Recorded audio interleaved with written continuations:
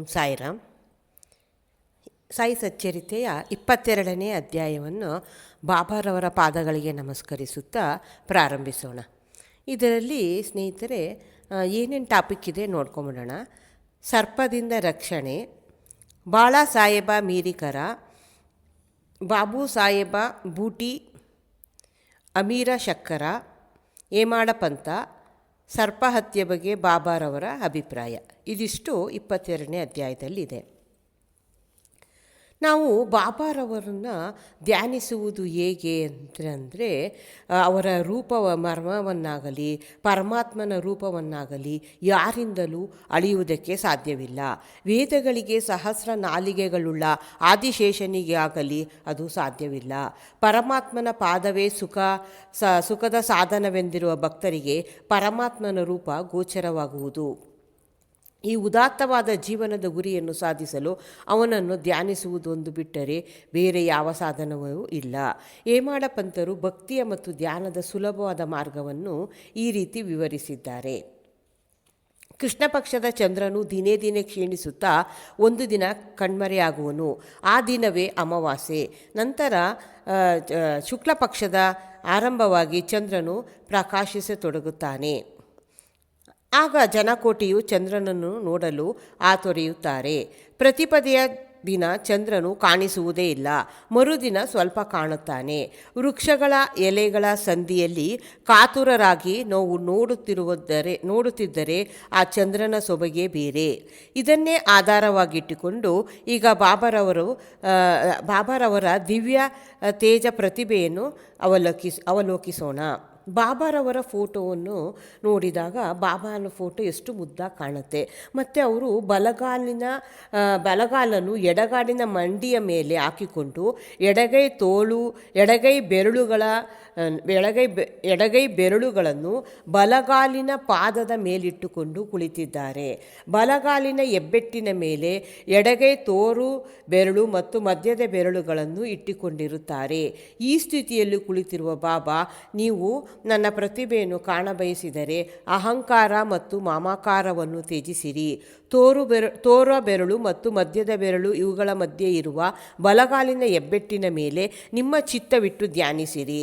ಆಗ ನಿಮಗೆ ಪ್ರತಿಭೆಯ ಅರಿವಾಗುತ್ತದೆ ಎಂದು ಬಾಬಾರವರು ಇದೇ ಭಕ್ತಿಯ ಮಾರ್ಗಕ್ಕೆ ಸುಲಭ ಸಾಧನ ಅಂತ ಬಾಬಾ ಹೇಳಿದ್ದಾರೆ. ನಾವು ಬಾಬನ ಫೋಟೋ ನೋಡಿದಾಗೆಲ್ಲ ಬಾಬಾ ಯಾವಾಗಲೂ ಎಡಗೈ ಮಂಡಿ ಮೇಲೆ ಬಲಗಾಲನ್ನ ಹಾಕ್ಕೊಂಡಿರ್ತಾರೆ. ಅದರಲ್ಲಿ ಅವೆರಡು ಆವಾಗ ಆ ಕಾಲನ್ನ ಹೆಬ್ಬೆರಳ ಮೇಲೆ ನಮ್ಮ ಮನಸ್ಸಿಟ್ಟು ಚಿತ್ತವಿಟ್ಟು ಧ್ಯಾನಿಸಿದ್ರೆ ಆಗ ಭಕ್ತಿ ಮಾರ್ಗ ಸುಲಭ ಸಾಧನ ಅಂತ ಬಾಬಾ ಹೇಳಿದ್ದಾರೆ. ಮತ್ತು ಈಗ ಬಾಬಾರವರ ಜೀವಿತವನ್ನು ನೋಡೋಣ ಬನ್ನಿ. ಬಾಬಾರವರು ಅಲ್ಲಿ ಶಿರಡಿಯಲ್ಲಿ ವಾಸ್ತವ ಮಾಡಿದ ಮೇಲೆ ಅದು ಒಂದು ಯಾತ್ರಾ ಸ್ಥಳವಾಯಿತು. ದೇಶದ ಮೂಲೆ ಮೂಲೆಗಳಿಂದ ಬಾಬಾರವರನ್ನು ನೋಡಲು ಭಕ್ತರು ಬಂದು ನೆರೀತಾ ಇದ್ದರು. ಮತ್ತು ಬಡವ ಬಲ್ಲಿದರೆಂಬ ಭೇದನೆ ಇರಲಿಲ್ಲ. ಬಾಬಾರವರು ಪ್ರತಿಯೊಬ್ಬರಲ್ಲೂ ಪ್ರೀತಿ ತೋರಿಸ್ತಾಯಿದ್ರು. ಮತ್ತು ಅವರಿಂದ ಅಪಾರ ಜ್ಞಾನ ಸಂಪತ್ತನ್ನು ಪಡ್ಕೊಂಡ್ರು ಎಷ್ಟೊಂದು ಭಕ್ತರು. ಇವೆಲ್ಲ ಮತ್ತು ಕೆಲವು ಸಾರಿ ಬಾಬಾರವರು ಮೌನವಾಗಿರ್ತಿದ್ರು. ಇನ್ನು ಕೆಲವು ಸಲ ಜಾಗೃತಾವಸ್ಥೆಯಲ್ಲಿ ಭಕ್ತರೊಡನೆ ಬೆರೀತಾಯಿದ್ರು. ಕೆಲವು ಸಾರಿ ನೀತಿ ಕಥೆಗಳನ್ನು ಹೇಳ್ತಾಯಿದ್ರು. ಮತ್ತು ಅನೇಕ ಸಲ ಹಾಸ್ಯ ಮಾಡ್ತಾಯಿದ್ರು, ವಿನೋದ ಮಾಡ್ತಾಯಿದ್ರು. ಇನ್ನು ಕೆಲವು ಸಲ ಶಾಂತವಾಗಿರ್ತಿದ್ರು, ಮತ್ತು ಸಲ ಕೋಪಿಸ್ಕೊಳ್ತಾಯಿದ್ರು. ಕೆಲವು ಸಾರಿ ಸಂಕ್ಷಿಪ್ತವಾಗಿ ಬೋಧಿಸ್ತಿದ್ರು. ಇನ್ನು ಸಲ ಸುಮ್ಮನೆ ವಾದ ಮಾಡ್ತಿದ್ರು. ಮತ್ತು ಕೆಲವು ಸಲ ಸರಳವಾಗಿರ್ತಿದ್ರು. ಭಕ್ತರಿಗೆ ಅನುಗುಣವಾದ ವಿವಿಧೋಪದೇಶವನ್ನು ನೀಡುತ್ತಾಯಿದ್ರು. ಆದ್ದರಿಂದ ಅವರ ಜೀವನ ಮತ್ತು ಬುದ್ಧಿ ನಮ್ಮ ದೃಷ್ಟಿಗೆ ಮೀರಿದ್ದಾಗಿದೆ ಅಂತಲೇ ನಾವು ಹೇಳಬೇಕು. ಬಾಬಾರವರನ್ನು ನೋಡಬೇಕೆಂಬ ಬಯಕೆ, ಮಾತನಾಡಿಸಬೇಕೆಂಬ ಬಯಕೆ ಇವುಗಳಿಗೆ ತೃಪ್ತಿಯೇ ಇಲ್ಲ. ಆದರೂ ಭಕ್ತರು ಪರಮಾನಂದ ಭರಿತರಾಗಿದ್ದರು. ಮಳೆಯ ಹನಿಗಳನ್ನು ಎಣಿಸಬಹುದಂತೆ. ಗಾಳಿಯನ್ನು ಚರ್ಮದ ಚೀಲದಲ್ಲಿ ಕಟ್ಟಿಡಬಹುದು. ಆದರೆ ಬಾಬಾರವರ ಲೀಲೆಗಳನ್ನು ಅಳತೆ ಮಾಡಲು ಖಂಡಿತ ಸಾಧ್ಯ ಇಲ್ಲ ಸ್ನೇಹಿತರೆ. ಮತ್ತು ಬಾಬಾರವರು ಅವರು ಭಕ್ತರಿಗೆ ಏನಾದ್ರು ಅಪಾಯದಲ್ಲಿದ್ದರೆ ಹೆಂಗೆ ರಕ್ಷಿಸ್ತಾಯಿದ್ರು ಅಂತ ನೋಡೋಣ ಬನ್ನಿ. ಬಾಳಾ ಸಾಹೇಬ ಮೀರಿಕರ ಟೈಟಲು. ಕಾಕಾ ಸರದಾರ ಕಾಕಾ ಸಾಹೇಬ ಮೀರಕರ ಅವ್ರ ಮಗ ಬಾಳ ಸಾಹೇಬ ಅಂತ ಒಬ್ರು ಇರ್ತಾರೆ. ಅವರು ಚಿತಳಿಗೆ ಪ್ರಯಾಣ ಮಾಡ್ತಿರ್ತಾರೆ. ಹಾಗೆ ದಾರಿಲಿ ಹೋಗ್ಬೇಕಾದ್ರೆ ಶಿರಡಿಗೆ ಬಂದು ಬಾಬಾರವ್ರಿಗೆ ನಮಸ್ಕಾರ ಮಾಡಿಕೊಂಡು ಅವ್ರ ದರ್ಶನ ಮಾಡಿಕೊಂಡು ಯೋಗಕ್ಷೇಮನ ವಿಚಾರಿಸ್ತಾರೆ. ಆಗ ಬಾಬಾ ಅಂತಾರೆ, ನಿನಗೆ ದ್ವಾರಕಾಮಯಿ ಗೊತ್ತಿದೆಯಾ ಅಂತ ಮೀರಕರನ್ನ ಕೇಳ್ತಾರೆ. ಅವ್ರಿಗೆ ಅದು ಅರ್ಥನೇ ಆಗಲಿಲ್ಲ. ಆಗ ಸುಮ್ಮನೆ ಕೂತ್ಬಿಡ್ತಾರೆ, ಅವ್ರಿಗೇನು ಅರ್ಥ ಆಗಲ್ಲ. ಆಗ ಬಾಬಾ ಹೇಳ್ತಾರೆ, ನೀನು ಈಗ ಕುಳಿತಿರುವುದೇ ದ್ವಾರಕಾಮಯಿ. ಅವಳು ತನ್ನ ತೊಡೆಯ ಮೇಲೆ ಕುಳಿತಿರುವ ಮಕ್ಕಳ ಅಪಾಯಗಳೆಲ್ಲವನ್ನೂ ದೂರ ಮಾಡುತ್ತಾಳೆ. ಈ ಮಾತೆಯು ದಯಾಮಯಳು. ಅವಳ ಭಕ್ತರಿಗೆ ಯಾವ ಕಷ್ಟಗಳು ಬರುವುದಿಲ್ಲ. ಅವಳ ತೊಡೆಯ ಮೇಲೆ ಕುಳಿತೆಂದರೆ ಸಾಕು, ಅವರ ತೊಂದರೆಗಳು ನಿವಾರಣೆಯಾದಂತೆಯೇ. ಅವಳ ನೆರಳಿನಲ್ಲಿ ಆಶ್ರಯ ಪಡೆದವರು ಆಶೀರ್ವಾದ ಪಡೆದಂತೆಯೇ ಎಂದು ಬಾಬಾ ಹೇಳ್ತಾರೆ. ಆಗ ಅವ್ರಿಗೆ ಮತ್ತು ಬಾಳಸಾಹೇಬ ಮೀರಕರಿಗೆ ವಿಭೂತಿ ಕೊಟ್ಟು ಅವರ ತಲೆ ಮೇಲೆ ಹಸ್ತವನ್ನಿಟ್ಟು ಆಶೀರ್ವಾದ ಮಾಡ್ತಾರೆ. ಆಗ ಮೀರಕರ ಇನ್ನೇನು ಹೊರಡಬೇಕು. ಆಗ ಬಾಬಾ ಹೇಳ್ತಾರೆ, ನಿನಗೆ ಸರ್ಪ ಗೊತ್ತಿದೆಯಾ ಅಂತ ಕೇಳ್ತಾರೆ.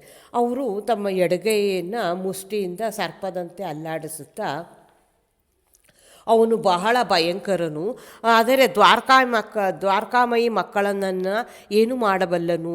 ದ್ವಾರಕಾಮಯಿ ಅವರನ್ನು ಕಾಪಾಡುತ್ತಿರುವಾಗ ಸರ್ಪ ಏನು ಮಾಡಬಲ್ಲದು ಅಂತ ಬಾಬಾ ಹೇಳ್ತಾರೆ. ಆಗ ಅಲ್ಲಿದ್ದವ್ರಿಗೆಲ್ಲ ಬಾಬನ ಮಾತು ಅರ್ಥ ಆಗೋದೇ ಇಲ್ಲ. ಆದರೆ ಅದನ್ನ ಏನು ಅಂತ ಕೇಳ್ಕೊಂಡು ವಿಚಾರಿಸೋಕ್ಕೆ ಯಾರಿಗೂ ಧೈರ್ಯನೂ ಇರಲ್ಲ. ಸರಿ, ಬಾಬಾ ಮೀರಕರ ಏನು ಮಾಡ್ತಾರೆ, ಮಸೀದಿ ಬಿಟ್ಟು ನಾನು ಇನ್ನು ಹೊರಡ್ತೀನಿ ಅಂತ ಹೇಳ್ತಾರೆ. ಆಗ ಬಾಬಾ ಹೇಳ್ತಾರೆ ಶ್ಯಾಮಂಗೆ, ನೀನು ಮೀರಕರ ಜೊತೆ ಅವರಿಗೆ ಪ್ರಯಾಣ ಮಾಡು ಅಂತ ಹೇಳ್ತಾರೆ.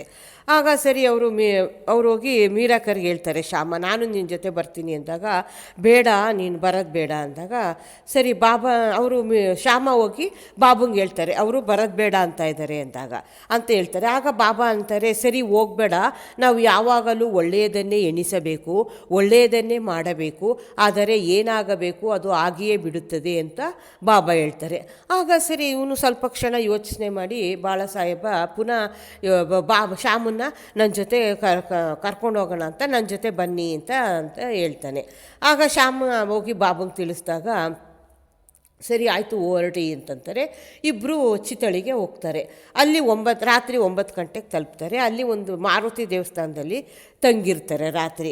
ಕಚೇರಿಯ ಮುಂದೆ ಅಲ್ಲಿ ಕೂತಿದ್ದಾಗ, ಅಲ್ಲಿ ದೇವಸ್ಥಾನದ ಮುಂದೆ ಕೂತಾಗ ಅಲ್ಲಿ ಬಾಳಸಾಹೇಬ ಪತ್ರಿಕೆ ಓದ್ತಾ ಚಾಪೆ ಮೇಲೆ ಕುಳಿತಿರ್ತಾರೆ. ಆವಾಗ ಅವರು ಒದ್ದಿಗೆ ಒಸ್ಕೊಂಡಿರ್ತಾರಲ್ಲ, ಆ ನಡುದ ಮೇಲೆ ಒಂದು ಸರ್ಪ ಬಂದು ಕೂತಿರುತ್ತೆ. ಆಗ ಅವ್ರಿಗೆ ಗೊತ್ತೇ ಆಗೋದಿಲ್ಲ, ಅವರು ಒದ್ದಿಗೆ ಒತ್ಕೊಂಡ್ಬಿಟ್ಟಿರ್ತಾರಲ್ಲ, ಅದು ಗೊತ್ತಾಗೋದಿಲ್ಲ, ಅದ್ರ ಮೇಲೆ ಬಂದು ಕೂತ್ಬಿಟ್ಟಿರುತ್ತೆ. ಆಗ ಅಲ್ಲಿದ್ದ ಒಬ್ಬ ಜವಾನ ಆವು ಅಂತ ಕೂಕೋತಾನೆ. ಆಗ ಬಾಳಸಾಹೇಬ ನಡುಗಕ್ಕೆ ಶುರು ಮಾಡ್ತಾರೆ. ಶ್ಯಾಮುಂಗೆ ಭಯ ಆಗೋಗುತ್ತೆ. ಅವರು ಆಶ್ಚರ್ಯದಿಂದ ಮೆತ್ತಗೋಗಿ ಕೋಲ್ ತರಕ್ಕೆ ಹೋಗ್ತಾರೆ. ಆಗ ಅದು ಕೋಲ್ ತರಕ್ಕೆ ಅವ್ರು ಹೋದಾಗ ಸರ್ಪ ಅವ್ರನ್ನ ಬಾಳಸಾಹೇಬ್ರನ್ನ ಬಿಟ್ಟು ಕೆಳಗಿಳಿಯುತ್ತೆ. ತಕ್ಷಣ ಕೂಡಲೇ ಅದನ್ನು ಸೇರಿಸಿ ಎಲ್ಲ ಕೊಂದಾಕ್ತಾರೆ. ಈ ಅಪಾಯ ಮೊದಲೇ ಬಾಬಂಗೆ ಗೊತ್ತಿದ್ದರಿಂದ ಅವರು ಮೊದಲೇ ನಿರೀಕ್ಷಿಸಿ ಅವ್ರಿಗೆ ಎಚ್ಚರಿಕೆ ಕೊಟ್ಟಿರ್ತಾರೆ. ನಿನಗೆ ಸರ್ಪ ಗೊತ್ತಿದೆಯಾ ಅಂತ ವಿಚಾರಿಸಿರ್ತಾರಲ್ವ, ಆವಾಗ ಮೊದಲೇ ಬಾಬಂಗೆ ಇದೆಲ್ಲ ಗೊತ್ತಿರುತ್ತೆ. ಇದರಿಂದ ಅವರು ಪಾರು ಮಾಡ್ತಾರೆ. ಆವಾಗ ಬಾಳಸಾಹೇಬ್ರಿಗೆ ಬಾಬಾರವರಲ್ಲಿ ಭಕ್ತಿ ದೃಢವಾಗುತ್ತೆ.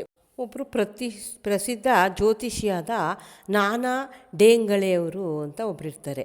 ಅವರು ಶಿರಡಿಲಿ ಬಾಪು ಸಾಹೇಬ ಬೂಟಿಯವರಿಗೆ, ಈ ದಿನ ನಿನಗೆ ಗ್ರಹಗತಿಗಳು ಸರಿ ಇಲ್ಲ, ಅಪಾಯ ಇದೆ ಅಂತ ಅವರು ಹೇಳ್ತಾರೆ. ಇದರಿಂದ ಬಾಪು ಸಾಹೇಬ ಅವರಿಗೆ ಮನೋವ್ಯಾಕುಲರಾಗಿ ಅವರಿಗೆ ಭಯ ಬರುತ್ತೆ. ಆಗ ಸರಿ, ಅವತ್ತು ಮತ್ತೆ ಮಸೀದಿಗೆ ಹೋಗ್ತಾರೆ. ಜ್ಯೋತಿಷ್ಯ ಅವನು ಹೇಳಿದ್ಮೇಲೆ ಅವರು ಮನಸ್ಸಿಗೆ ಬೇಜಾರಾಗಿ ಮಸೀದಿಗೆ ಬರ್ತಾರೆ ಬಾಬನ ನೋಡೋಕ್ಕೆ. ಆಗ ಬಾಬಾ ಹೇಳ್ತಾರೆ, ನಿನಗೇನು ಹೇಳಿದ್ರು, ಈ ದಿನ ನಿನಗೆ ಮರಣ ಸಂಭವವಿದೆ ಎಂದು ಹೇಳಿರುತ್ತಾರೆ ಅಲ್ಲವೇ, ನೀನು ಹೆದರಬೇಕಿಲ್ಲ, ಹೇಗೆ ಆ ಮೃತ್ಯುವು ನಿನ್ನನ್ನು ಕೊಲ್ಲುವುದೋ ನೋಡೋಣ ಅಂತ ಬಾಬಾ ಹೇಳ್ತಾರೆ. ಆಗ ಸರಿ, ಅವತ್ತೊಂದು ದಿನ ಸಂಜೆ ಬಾಪು ಸಾಹೇಬ ಅವರು ತಮ್ಮ ಕೊಠಡಿಲಿ ಕುಳಿತಿದ್ದಾಗ ಒಂದು ಸರ್ಪ ನೋಡ್ತಾರೆ. ಆವಾಗ ಜವಾನನಿಗೆ ಹೊಡೆಯೋಕ್ಕೆ ಕೋಲ್ ತಗೊಂಬ ಅಂತಂತಿರ್ತಾರೆ. ಆಗ ಅವರೇ ಸರಿ ಬಾಪು ಸಾಹೇಬ್ರೆ ಹೋಗಿ ಒಂದು ದೊಡ್ಡ ಕೋಲ್ ತೊಗೊಂಬರ್ತಾರೆ. ಅಷ್ಟರಲ್ಲಿ ಆ ಸರ್ಪ ಮಾಯ ಆಗಿಬಿಟ್ಟಿರುತ್ತೆ. ಆಗ ಅವ್ರಿಗೆ ಬಾಬಾರವರ ಮಾತು ಜ್ಞಾಪಕ ಬಂದು ಸಂತೋಷ ಭರಿತರಾಗ್ತಾರೆ. ಅಂದರೆ ಬಾಬಾ ಹೇಳಿರ್ತಾರಲ್ಲ, ಯಾವ ಮೃತ್ಯು ನಿನ್ನನ್ನು ಸಾಯಿಸಬಲ್ಲದು ನಾವು ನೋಡೋಣ, ನಿನಗೆ ಯಾವ ಜ್ಯೋತಿಷ್ಯ ಹೇಳಿದ್ದೆಲ್ಲ ಅದೆಲ್ಲ ನಾನಿದ್ದೀನಿ, ಅದೆಲ್ಲ ಬರೀ ಸುಳ್ಳು ಅಂತ ಬಾಬಾ ಹೇಳಿರೋದು ಅವ್ರಿಗೆ ಜ್ಞಾಪಕ ಬಂದು ಅವರು ಸಂತೋಷ ಪಡ್ತಾರೆ. ಮತ್ತು ಅಮೀರ ಸರ್ಕಾರ ಅಂತ ಒಬ್ಬರು ಇರ್ತಾರೆ. ಅವರು ಕೋಪರ್ಗಾಂವ್ ತಾಲೂಕಿನ ಕೊರಾಳ ಹಳ್ಳಿಯಲ್ಲಿ ಬಾಂದ್ರಾದಲ್ಲಿ ಕಮಿಷನ್ ಏಜೆಂಟ್ ಆಗಿರ್ತಾರೆ. ಅವರು ವಾಯು ರೋಗದಿಂದ ನರಳ್ತಾ ಇರ್ತಾರೆ.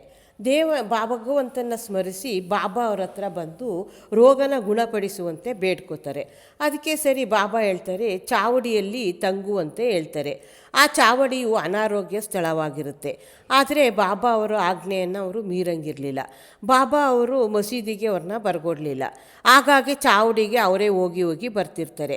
ರಾತ್ರಿ ಮೆರವಣಿಗೆ ನಂತರ ಬಾಬಾ ಅಲ್ಲಿ ಹೋಗಿ ಮಲ್ಕೋತಾ ಇರ್ತಾರೆ. ಇದರಿಂದ ಅಮೀರಕರ ಶರ್ಕರ ಅವರಿಗೆ ಬಾಬಾರವರ ಭೇಟಿ ಆಗಾಗ್ಗೆ ಆಗ್ತಾ ಇರುತ್ತೆ. ಅಮೀರ ಶರ್ಕರ ಅವರು 9 ತಿಂಗಳ ಕಾಲ ಅಲ್ಲಿ ಚಾವಡಿಲಿ ತಂಗಿರ್ತಾರೆ. ನಂತರ ಅವ್ರಿಗೆ ಬೇಸರ ಪಟ್ಕೊಂಡು ಒಂದಿನ ರಾತ್ರಿ ಯಾರಿಗೂ ಹೇಳ್ದೆ ಶಿರಡಿ ಬಿಟ್ಟು ಕೋಪರ್ಗಾಂವ್ ಧರ್ಮಶಾಲೆಗೆ ಹೋಗ್ಬಿಡ್ತಾರೆ. ಅಲ್ಲಿ ಮರಣಾವಸ್ಥೆಯಲ್ಲಿದ್ದ ಒಬ್ಬ ಮುದಿ ಫಕೀರನನ್ನು ಕಾಣ್ತಾರೆ. ಅವರು ನೀರು ಅಂತ ಕೂಗ್ಕೊಳ್ತಾ ಇರ್ತಾನೆ.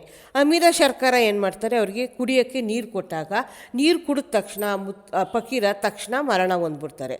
ಆಗ ಅಮೀರ ಶರ್ಕರರಿಗೆ ಭಯ ಆಗೋಗಿ ದಿಕ್ಕು ತೋಚ್ತೇನೆ ಯಾರಿಗೂ ಹೇಳ್ದೆ ಈ ಸಂಗತಿಯಿಂದ ನನ್ನ ಮೇಲೆ ಆರೋಪ ಬಂದ್ಬಿಡುತ್ತೆ ಅಂದ್ಬಿಟ್ಟು ಭಾವಿಸ್ಕೊಂಡು ಅವರು ಮನಸ್ಸಲ್ಲಿ ಅನ್ಕೋತಾರೆ, ಬಾಬಾರವರ ಅನುಮತಿ ಇಲ್ಲದೇ ಬಂದಿದ್ದರಿಂದ ನನಗೆ ಈ ಗತಿ ಆಯಿತು ಅಂತ ಪಶ್ಚಾತ್ತಾಪ ಪಟ್ಕೊಂಡು ಅದೇ ರಾತ್ರಿ ಬಾಬಾರವರ ನಾಮಸ್ಮರಣೆ ಮಾಡ್ಕೊಳ್ತಾ ಬೆಳಗಾಗೋದ್ರೊಳಗೆ ಶಿರಡಿಗೆ ಬಂದು ತಲುಪ್ತಾರೆ.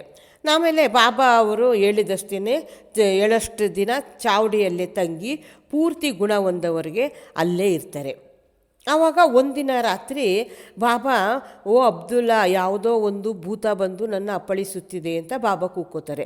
ಆಗ ಅಬ್ದುಲ್ಲಾ ಏನು ಮಾಡ್ತಾನೆ, ಒಂದು ದೀಪ ತೊಗೊಂಬಂದು ಬಾಬಾರವರ ಹಾಸಿಗೆ ಸುತ್ತ ನೋಡ್ತಾನೆ. ಅಲ್ಲಿ ಏನೂ ಕಾಣಲ್ಲ. ಆಗ ಬಾಬಾ ಅವರು ಸರಿಯಾಗಿ ನೋಡು ಅಂತ ಹೇಳ್ಬಿಟ್ಟು ಸಟ್ಕಾನ ನೆಲಕ್ಕೆ ಹೊಡೆದ್ಬಿಟ್ಟು ಕೂತ್ಕೋತಾರೆ. ಆಗ ಅಮೀರ ಶರ್ಕರ ಎಲ್ಲೋ ಸರ್ಪ ಬಂದಿರ್ಬೋದು ಅಂತ ಅವನು ಮನಸ್ಸಲ್ಲಿ ಅನ್ಕೋತಾನೆ. ಆಗ ಬಾಬಾ ಅವರು ದೀಪನ ಶರ್ಕರ ಅವ್ರ ಹಾಸಿಗೆ ಹತ್ರ ತೊಗೊಂಡೋಗು ಅಲ್ಲಿ ಒಂದು ಸರ್ಪ ಇದೆ ಅಂತ ಬಾಬಾ ಹೇಳ್ತಾರೆ. ಆವಾಗ ಅದನ್ನು ತೊಗೊಂಡೋಗಿ ಹತ್ರದಲ್ಲಿ ಅವನ ಶರ್ಕರ ಹಾಸಿಗೆ ಪಕ್ಕದಲ್ಲಿ ಹೋಗಿ ತೊಗೊಂಡೋಗಿ ನೋಡಿದಾಗ ಸರ್ಪ ಒಂದು ಸುಳಿ ಸುತ್ಕೊಂಡು ಕೂತಿರುತ್ತೆ. ಆವಾಗ ತಕ್ಷಣ ಅದನ್ನು ಕೊಲ್ಲಲಾಗುತ್ತೆ. ಹೀಗೆ ಇದೇ ರೀತಿ ಬಾಬಾ ಸಮಯೋಚಿತ ಎಚ್ಚರಿಕೆ ಕೊಟ್ಟು ಅಮೀರ ಶರ್ಕರರನ್ನು ಕಾಪಾಡ್ತಾರೆ. ಮತ್ತು ಮುಂದೆ ಹಾವು ಮತ್ತು ಚೇಳು. ಬಾಬಾರವರು ತಿಳಿಸಿದ ಪ್ರಕಾರ ಕಾಕಾ ಸಾಹೇಬ ದೀಕ್ಷಿತರು ಪ್ರತಿದಿನ ಏಕನಾಥ ವಿರಚಿತವಾದ ಭಾಗವತ ಮತ್ತು ಭಾವಾರ್ಥ ರಾಮಾಯಣ ಎಂಬ 2 ಗ್ರಂಥಗಳನ್ನು ಮಸೀದಿಯಲ್ಲಿ ಪಠಣ ಮಾಡ್ತಿರ್ತಾರೆ. ತಮ್ಮ ಮಾತೆಯ ಅನುಜ್ಞೆಯಂತೆ ಶ್ರೀರಾಮನ ಮಹತ್ವವನ್ನು ಪರೀಕ್ಷಿಸಿದ ಭಾಗವನ್ನು ಅವರು ಹೇಳುತ್ತಿದ್ದಾಗ ಶ್ರೋತೃಗಳು ಮುಗ್ಧರಾಗಿದ್ದರು. ಅವರಲ್ಲಿ ಹೇಮಾಡ ಪಂತರು ಕೂಡ ಒಬ್ಬರಾಗಿರ್ತಾರೆ. ಆಗ ದೊಡ್ಡ ಚೇಳೊಂದು ಅದು ಎಲ್ಲಿಂದ ಬಂತೋ ತಿಳಿಯದೆ ಹೇಮಾಡ ಪಂತರ ನಡುವಿನ ಮೇಲೆ ಬಂದು ಕುಳಿತಿತ್ತು. ಮೊದಲು ಅವರಿಗೆ ಗೊತ್ತಾಗಲೇ ಇಲ್ಲ. ಮತ್ತು ಪರಮಾತ್ಮನ ಲೀಲೆಯನ್ನು ಕೇಳುತ್ತಿರುವವರನ್ನು ಪರಮಾತ್ಮನೇ ರಕ್ಷಿಸುವನಾದ್ದರಿಂದ ಅವರಿಗೆ ಚೇಳು ಕುಳಿತಿರುವುದು ಹೇಗೋ ತಿಳಿಯಿತು. ಹೆಂಗೋ ಗೊತ್ತಾಗುತ್ತೆ. ಅದು ಸಹ ಕಥೆಯನ್ನು ಶ್ರವಣ ಮಾಡುತ್ತಿರುವಂತೆ ಕಾಣುತ್ತಿತ್ತು. ಆಗ ಹೇಮಾಡ ಪಂತರು ಗಲಾಟೆ ಮಾಡದೆ ಮೆತ್ತಗೆ ದೋತರವನ್ನು ಮೆಲ್ಲಗೆ ತೆಗೆದು ಚೇಳನ್ನು ಹೊರಗೆ ತಂದು ಚೆಲ್ಲಿದರು. ತಗೊಂಬಂದು ಈಚೆ ಹಾಕ್ತಾರೆ. ಆಗ ಇನ್ನೊಂದು ಸಂದರ್ಭದಲ್ಲಿ ಕೆಲವರು ಒಂದು ರಾತ್ರಿ ದೀಕ್ಷಿತವಾಡದ ಆಟದ ಮೇಲೆ ಮಾತಾಡ್ತಾ ಕುಳಿತಿದ್ದರು. ಆಗ ಕಿಟಕಿಯ ಸಂದಿಯಿಂದ ಒಂದು ಭಯಂಕರ ಸರ್ಪ ಬಂದು ಸುರುಳಿ ಸುತ್ತುಕೊಂಡು ಕುಳಿತಿತ್ತು. ಎಲ್ಲರೂ ಕೋಲು ತರಲು ಹೊರಟರು. ಆದರೆ ಅದನ್ನು ಒಡೆಯಲು ಪ್ರಯತ್ನ ಪಟ್ಟಾಗ ಅದು ಸಂದಿಯಿಂದ ಸಿಗದೆ ಸಂದಿಯಿಂದ ಹೊರಟೋಗ್ಬಿಡುತ್ತೆ. ಬಾಬಾರವರ ಅಭಿಪ್ರಾಯ ಏನಪ್ಪ ಅಂದರೆ, ಮುಕ್ತರಾಮನೆಂಬ ಭಕ್ತನು ಅದು ತಪ್ಪಿಸಿಕೊಂಡು ಹೋಗಿರುವುದು ಒಳ್ಳೆಯದೇ ಆಯಿತು ಅಂತ ಹೇಳ್ತಾನೆ. ಅದಕ್ಕೆ ಹೇಮಾಡಪಂತರು ಸರ್ಪಗಳನ್ನು ಕೊಲ್ಲುವುದು ಸರಿ ಅಂತ ವಾದಿಸ್ತಾರೆ. ಹೀಗೆ ಚರ್ಚೆ ಬಿರುಸಾಗಿ ನಡೆದಾಗ ಬಾಬಾ ಹೇಳ್ತಾರೆ, ಮಸೀದಿಯಲ್ಲಿ ನಿನ್ನೆ ರಾತ್ರಿ ವಾಡಾದಲ್ಲಿ ಯಾವ ಚರ್ಚೆ ನಡೆಯಿತು ಅಂತ ಕೇಳ್ತಾರೆ. ಆಗ ಬಾಬಾ ಅವರಿಗೆ ವಿಷಯ ತಿಳಿದಾಗ ಬಾಬಾ ಹೇಳ್ತಾರೆ, ಚೇಳುಗಳೇ ಆಗಲಿ ಸರ್ಪಗಳೇ ಇರಲಿ, ಭಗವಂತನು ಎಲ್ಲ ಪ್ರಾಣಿಗಳಲ್ಲಿಯೂ ಜೀವಿಸಿರುತ್ತಾನೆ. ಅವನೇ ಪ್ರಪಂಚದ ಸೃಷ್ಟಿ ಸ್ಥಿತಿ ಲಯಗಳಿಗೆ ಕಾರಣನು. ಸಕಲ ಜೀವರಾಶಿಗಳು ಅವನ ಆಜ್ಞೆಯನ್ನು ಪಾಲಿಸಲೇಬೇಕು. ಅವನ ಇಚ್ಛೆ ಇಲ್ಲದೆ ಯಾರೂ ಇತರರಿಗೆ ಕೆಡುಕು ಮಾಡಲು ಸಾಧ್ಯವಿಲ್ಲ. ಇಡೀ ಪ್ರಪಂಚ ಅವನ ಆಶ್ರಿತ, ಯಾರೂ ಸ್ವತಂತ್ರರಲ್ಲ. ಆದ್ದರಿಂದ ನಾವು ಸಕಲ ಪ್ರಾಣಿಗಳಲ್ಲಿಯೂ ಪ್ರೀತಿ ಮತ್ತು ದಯೆಯನ್ನು ತೋರಿಸಬೇಕು. ಅವುಗಳನ್ನು ವಿನಾಕಾರಣ ಕೊಲ್ಲುವುದು ಬಿಡಬೇಕು. ದೇವರೇ ಸರ್ವರಕ್ಷಕ ಎಂದು ಬಾಬಾ ಉಪದೇಶಿಸಿದರು. ಓಂ ಸಾಯಿ ಪ್ರಣಾಮ. ಇಲ್ಲಿಗೆ 22ನೇ ಅಧ್ಯಾಯ ಮುಗಿದಿದ್ದು. ಎಲ್ಲರಿಗೂ ಒಳ್ಳೆಯದಾಗಲಿ. ಓಂ ಸಾಯಿರಾಮ್.